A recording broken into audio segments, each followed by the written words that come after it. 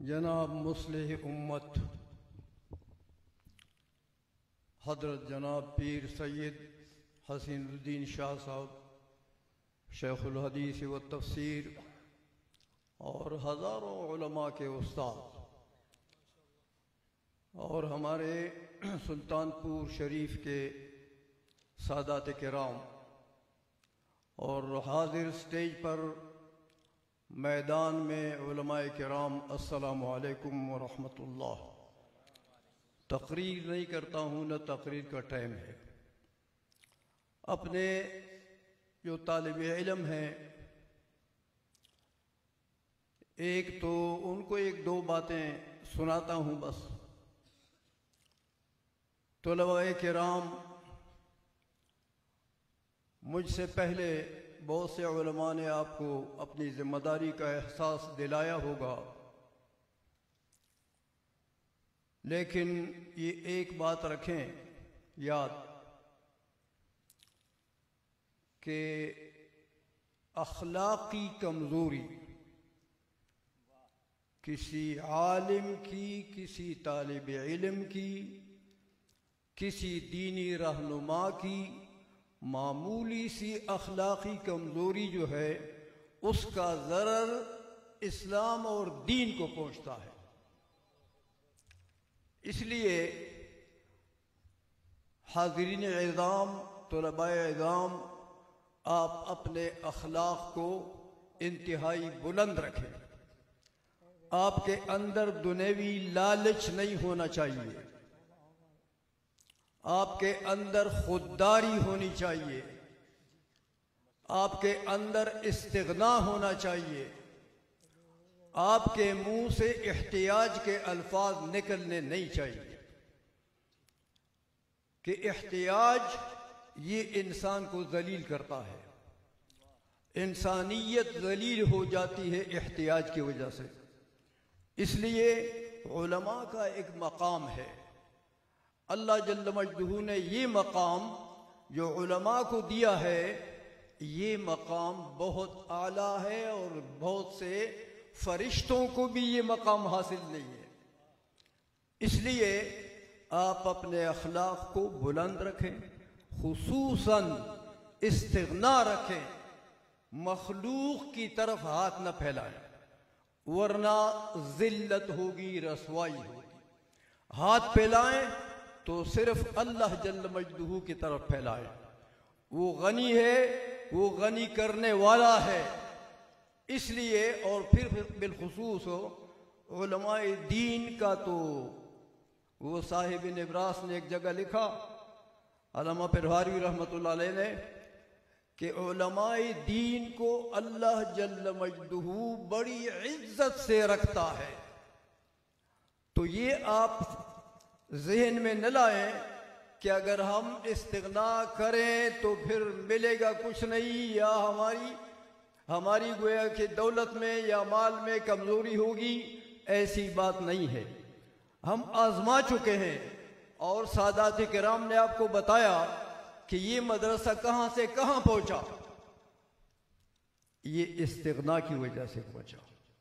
احتیاج ہو تو لوگ پھر منہ موڑ لیتے ہیں، محتاجین، فقراء، مساکین سے لوگ منہ موڑ لیتے ہیں۔ احتیاج ظاہر نہ ہو، استغنا ہو، تو یہ مال و دولت، حضور نے فرمایا، حدیث ہے کہ یہ مال و دولت اور دنیا راغمتاً ہو کر آپ کے پیچھے بھاگے گی۔ اس لیے اپنے اخلاق ایسے رکھیں، علمی مقام ایسا رکھیں کہ یہ دنیا آپ کے پیچھے بھاگے، آپ دنیا کے پیچھے نہ بھاگیں۔ اس لیے ایک بات تو یہ ہے۔ دوسری بات یہ ہے کہ یہاں کی خصوصیت میں آپ کو بتاتا ہوں، بات لمبی نہیں کرتا۔ آپ دیکھیں، میرے قریب استاد العلماء شیخ الحدیث و تفسیر حضرت پیر حسین الدین شاہ صاحب دامت برکاتہم القدسیہ، اور میرے بائیں طرف ان کے صاحبزادے شہزادے حضرت حبیب الحق شاہ صاحب بیٹھے ہوئے ہیں۔ ان کو اللہ جل مجدہ نے جو یہ مقام دیا ہے، یہ استغنا کی وجہ سے ہے۔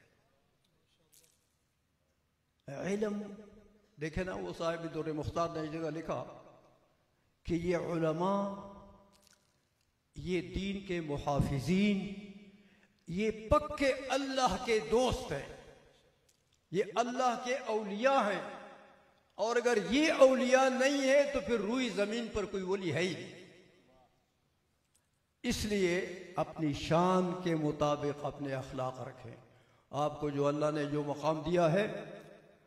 اور ایک بات میں اور کرتا ہوں، وہ یہ کہ یہاں سے آپ حضرات نے تو عمر یہاں گزاری ہے، مصلح امت کے زیر سایہ آپ رہے ہیں، تو یہ جو لقب ہے مصلح امت کا، یہ لقب علماء وقت نے، علماء زمان نے اور عوام زمان نے حضرت کو دیا ہے، اور اس کی بنیاد یہ ہے کہ حضرت نے جہاں کہیں علماء کے درمیان کوئی اختلافی مسئلہ آیا تو حضرت نے اصلاح کی کوشش کی ہے کہ یہاں فرقے نہ بنے، یہاں جماعتیں متعدد نہ بنے، اہل سنت کا شیرازہ نہ بکھرے، اہل سنت کی اجتماعیت باقی رہے۔ تو ان چیزوں کے لیے حضرت نے اپنی زندگی گزاری ہے۔ اس لیے آپ حضرات کو بھی میں یہ بات یاد دلاتا ہوں کہ آپ بھی حضرت مصلح امت کے نقش قدم پر چلیں اور اصلاح امت کی کوشش کریں۔ جو لوگ فرقے بناتے ہیں، وہ میرے سامنے ایک بندے نے کہا کہ بھئی یہ سنی تو کچھ ناسبی ہو گئے، تو کچھ رافعی ہو گئے، تو میں نے کہا یہ بتاؤ کہ وہ بریلوی کدھر گئے؟ وہ اعلیٰ حضرت کی خدمات، محدث اعظم کی خدمات، غزالی زمان کی خدمات اور مصلح امت کی خدمات، ان کا کیا نتیجہ ہوا؟ اس لیے یہ بات یاد رکھیں کہ مصلح امت کا کردار اپنائیں۔ یہاں سے جب آپ جائیں تو اصلاح امت کی کوشش کریں، امت کی اجتماعیت کی کوشش کریں۔ امت میں جو تفرقہ بناتے ہیں لوگ، ان سے اپنے آپ کو کنارے میں رکھیں۔ اللہ تبارک و تعالی آپ کو اور ہم سب کو دین کی خدمت کی توفیق عطا فرمائے۔